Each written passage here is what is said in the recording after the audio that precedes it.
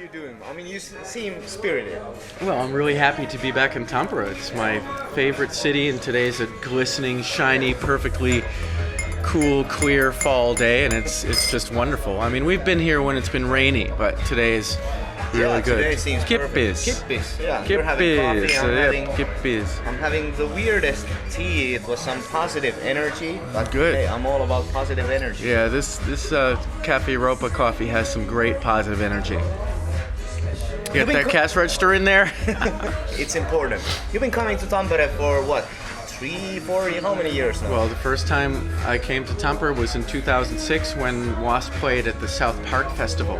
So it's important to me that we played the South Park Festival, and I had been in the band for about a month and a half or so as a quasi-temporary fill-in, because I wasn't sure whether I wanted to give up my kind of life I had going and join a band again, and they weren't sure whether they were going to keep me or keep looking for another guitar player. But we played South Park, and it was at the end of the kind of run of dates that I had agreed to do temporarily. And right over there in the Ilves Hotel, it was the day after South Park, Blackie came into the bar and he goes, "So, you want to stay on with us?"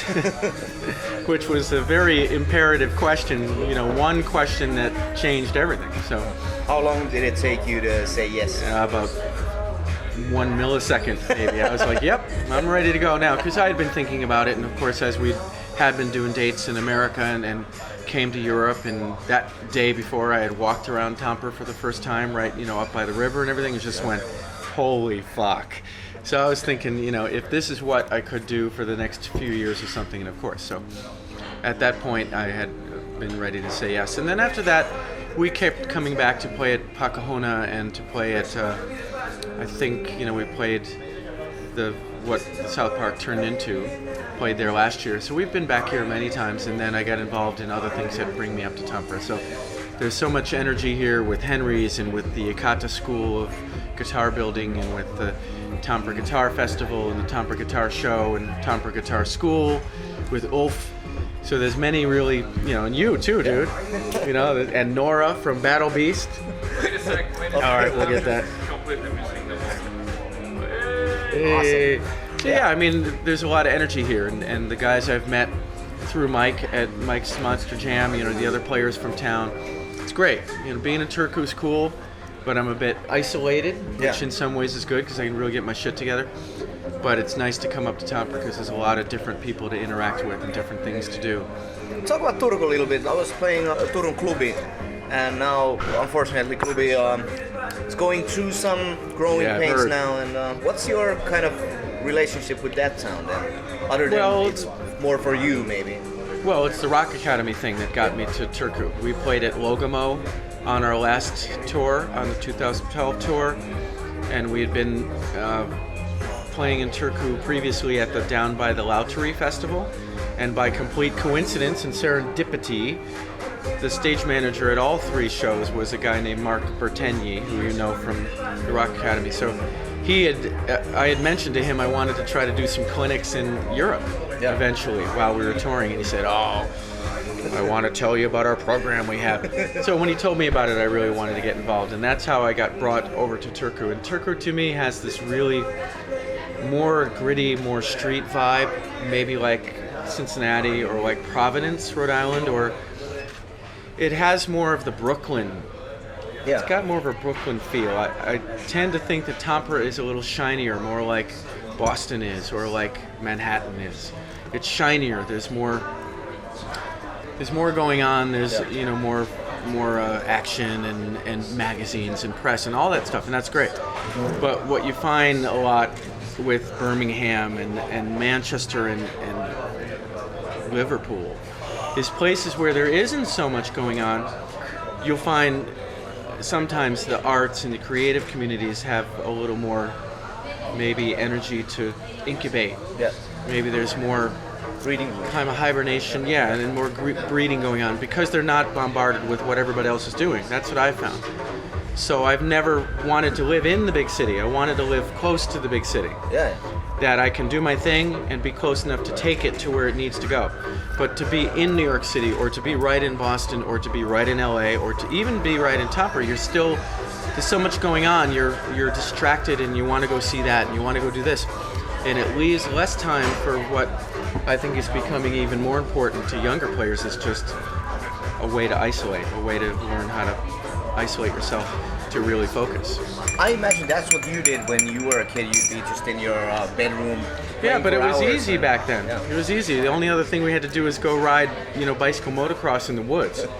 There was no, you could watch TV. Some kids watch TV all the time, but it was very easy to turn on the Rat record and learn the whole thing. Turn on the Dokken record and play the whole thing. And I'm sensing that it's a little harder for kids to do that now because there's so much to be interested in. But then again, I've noticed that in a way it's easier to have access to your idols. Like say you, it's easier to be in contact with you and sort of if you are interested in music. It is, but what's the value of that? That's a good question. The only guy I met was Eddie Van Halen, and I got to have a slap fight with him, and all that taught me was, wow, he's a normal guy. And I met Neil Schon, which was cool, but I never met Jimmy Page or Alex Lifeson or any of my other real idols. They were always kind of on a different level that you were aspiring to. So I agree with you, but I think that the access to everyone all the time may take away a little bit of the mystique and a little bit of the motivation to say, I want to be up there. If everybody seems like they're all down here, then it doesn't, So I don't know. That's definitely a different situation now for people. Is that the kind of stuff you discuss when you're doing the Rock Academy stuff? Man, my tongue isn't working. Yeah, exactly. To a degree, we discuss more how in these days with 50 billion artists and 50 billion bands, how somehow you can rise above the murk. Yeah. You can rise above, stand out in the field. So this afternoon, I'll have a walkthrough at Pakahuna, have a walkthrough with the Rock Academy kids, and we're going to first just stand in front of the stage and look at the stage and say, okay, look at what we designed, and this is what we designed to take out on tour. Why did we do that? Because we want to look different from other bands. Yeah. What can we do with the budget we have that will make this show, make people remember it, instead of just go, oh, it just looked like every other band. You have a couple amps on stage, and you have some lights moving around, the guys jump around. That's the thing is, nowadays, you can watch a million things on YouTube, you can see a bunch of bands, because especially here in Finland, a lot of bands are coming through. The scene is healthy, which is great. But the bottom line falls down to what's going to make people remember you. Personally, I do stupid shit with my guitars, like I think I've told you before. So I try to do some unique things with the guitars. And some people, maybe guitar players, might go, oh, that's the dude with the blade on his guitar, dude. Or they might go, that's the dude with the lasers on his fingers, dude. But at least they remember you. Yeah. Now, Blackie, of course, is a champion of that by not only fabricating and manufacturing his own image, but all the things that they used to do on stage, people remember. They remembered the women on the rack and the meat being thrown around, whatever. It all helped put them into the public conscience, and it succeeded. So even though we don't do that level or that style of thing now, we still try to do things that are going to make people remember. You're sort of established. I guess so. This is Arto. Vince. I met the guy, he was all about his guitars, and man, check out my guitars, I've been finding the guitars. Yeah, I was fixing up that, I still have that one. But relax and enjoy, we'll be there in a few. So yeah, that's what we talk about, and that's what we'll talk about today, is just what can you do as a musician or a band to stand out. And unfortunately, what I'm finding is everybody sees so much more of what all the other bands are doing that they instantly are programmed to go, I want to look just like that. Yeah, the lesson shouldn't be sort of do this. The lesson should be, okay, those guys are trying to be different. Yeah. Or the lesson should be, they're doing this, let's do something different or better. Yeah. So when I see a band that's exercising that concept, it's always exciting whether you like their style or not. You see a band that's real unique and off the wall, and you're like, damn, good, because that's what moves our genre forward. Yeah. Is to come up with a new twist on it, which is really great. Yeah. Talking about your setup for this tour, and you seem to be pretty knowledgeable of what you're doing. So how big of an input do you have on plans, like stage-wise? Yeah, we all draw. I draw a lot of pictures and send them in, or we sit together and we bounce ideas around, and it comes down to what we can afford, first of all, and what can make the pack more efficient and the setup more efficient. Yeah. Those things are kind of the first factors, is how can the road crew, be more efficient and have less problems and less chances for problems.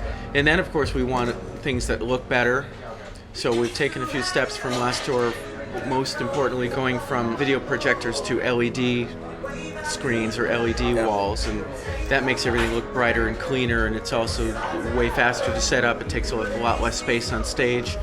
You always need all the space you can get. We need as much as we can, but you're always balancing that with how to make the stage look good, and people walk out of the venue after a show going, that was awesome, and wow, I haven't seen that before, or that was really cool. So it's visual and it's audio too, and Blackie has a great saying that he says people listen with their eyes, which at a show is very true. They're listening, but they're also listening with their eyes, so it all is one total concept and package. And any band can learn from that.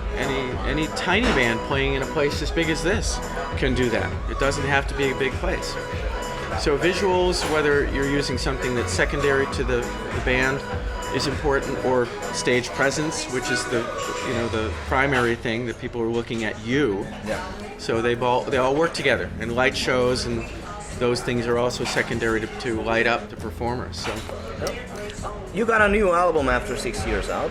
Yeah. You've been shredding your hands off for it. And last time I talked with you, you were doing more random projects for, hey, you want to play a track on this. Are you still doing that also? Well, I'm always keeping an eye open for things like that, and it's a matter of just who you meet. And I've been fortunate to meet some other bands. I'd love to play something on a Battle Beast record. That would be killer. So any of these great bands that you meet, if they happen to be recording, I'm always saying, hey, dude, I got an Axe-FX, I got a computer, send me some shit. I wanted to play in the Death Stars record, but I didn't get on that one. I really wanted to play in Apocalyptica, and I wrote to like 5 people, and I even got a response that they've decided to only have one singer and no other guests, which, they've always had a lot of guests. Yeah. So I thought there may be a chance. So I'll keep plugging away. Yeah. It'd be really great to play. They'll always make another record. Yeah, because, they have a great, unique style with the cellos, and I'm trying to sell sort of a slightly unique guitar lead style with the guitar that I have that feeds back and that kind of stuff. I use that all over the new record and on the Lord of the Lost song. You can really hear it on that. So it's got a tone that other guys can't get, which I like. And that's what I would try to do, because otherwise it just sounds, you just do a standard lead on somebody's record, it doesn't make any difference. So yeah, exactly. Like their own guitar player could play it also. Yeah. So I'm always keeping an eye open. So if you hear anybody cool that I might have some ideas for you. Somebody's entertaining having a guest. It's really fun to collaborate with other guys all the time, and it should happen more. Bands should not, build walls and be just a. Nowadays there is more and more like camaraderie, at least here in Finland. I was talking with Santa Cruz Lost Society and Shearer's Lane. They did a show in Pakkahuone, and they were like thrash metal and glam metal used to, duke it out. Nowadays they are just friends together, and share tour buses, and backstage is all the same, which is really cool. It is cool, but I wouldn't be able to compare the apples and oranges. The original thrash metal guys came from a whole different world than the original glam metal guys. These guys come from the same place. They decided to play different music, which is cool, but it's not the same. You wouldn't have had Anthrax hanging out with Kix or Black and Blue, or they just wouldn't. They would be beating each other up. Exactly. But nowadays it's Poison. Nowadays it's more like we are all we all come from Rolling Stones at the end of the day, sort of. That's true. That's true. So maybe all 3 of them played a show together? Yeah, they had a show and we were shooting the shit. I'm wondering whether there are any other bands in Finland other than those 3. I'm really hoping that there are. I've been looking far and wide. After doing this for like 3 months, 4 months, I can tell you there's quite a nice scene playing going there. I just need to hear about them and see them. I will let needs you to know. be a little more balanced. But that's what you do with the Rock Academy. You're looking for sort of that next generation that hasn't even come yet. Exactly. We're looking, and we found a bunch of really tight and talented bands. So I guess the hard part is getting them, you know, to that level where they can, you know, get a lot of press and get on the radio and get to, you know, get in that little, what seems to be more and more becoming an elite club. It is a little, and it's a little Helsinki oriented. But that's very Hollywood, and it'll explode. It'll go down like a lead balloon, and it'll explode. So everybody's got to remain open and keep the options open. If it gets tight and just becomes an elite, you know, hey, you know, the boys club that if you don't know somebody, you're not in, then it keeps the scene down, because then the really talented bands don't have their chance. Yeah. And I'm pretty against that. That's what ruined Hollywood. And that's sort of your driving force with the Rock Academy. You do a lot of coaching of the bands. Is there some other aspects? I know you do a little bit of bringing shows to Tampere at least. Not you personally, but the organization. Yeah, the Rock Academy is really active in many cities now, and they're still growing. So it's just kind of evolving. It's not really set, completely done. They just added W.A.S.P in Vantaa. They have Joensuu, they have Jyväskylä, and they have Tampere and Turku. And the search is really to find the bands that are motivated, that can get into the program and kind of get their wheels turning. And when you're working with younger bands, it's not always easy. They're in school, and they're, you know, the personal relationship part of it isn't really settled yet. So you're not always going to have everything kind of running perfectly at that level. But the idea is just to, you know, to do it and to learn. And that's why even something like today is really important to me, to bring them on stage and show them that what we're doing isn't very different from any club gig that they would endeavor to do. You just got to be creative and be kind of thoughtful about it and try to build some things that work well when you get to that club and put it together and have something special. I mean, when we were 14, we had mic stands hanging from above us from the light truss just to have something different. Mic stands came down, so there was nothing beneath them. And we were a three-piece band, and instead of having mic stands on the floor, we were like, now that would look cool. And we built tons of shit out of wood and, you know, crappy stuff, lights that looked weird, and we use them for 4 shows and then they'd break. Yeah. But, you know, you can go to the hardware store and buy stuff for next to nothing and build something unique, something more, you know, creative than going to the music store and buying what's available. So that's what I try to stress the most.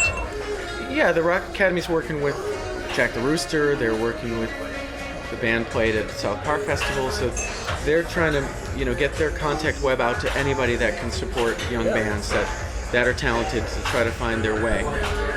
And it's going good. The band Kanditamat opened South Park. They played first, and I got to mix them, and they had a great crowd, and they kicked butt. And I mean, they're 17, 18 years old, so if I ever got to play a festival like that when I was 17, I would have lost my mind. Oh yeah, totally. You know, as I was 17, we were playing a little freaking field for our high school, you know, with a 35-watt but amp. It felt like a festival. It did, but that's what I mean. The tables have turned, and the situations have changed so much that these guys can get on pro gear and play pro stages and, you know, get to that level. But they gotta, you know, try to maintain the focus and the isolation part of it too, and that's more difficult. Hey, you got a show tonight, so I wish you all the best. And Thank you, sir. Did I did I melt the microphone? Kipit skipis kitos alle puppi. And what was it? That's the one. Jukebaksi.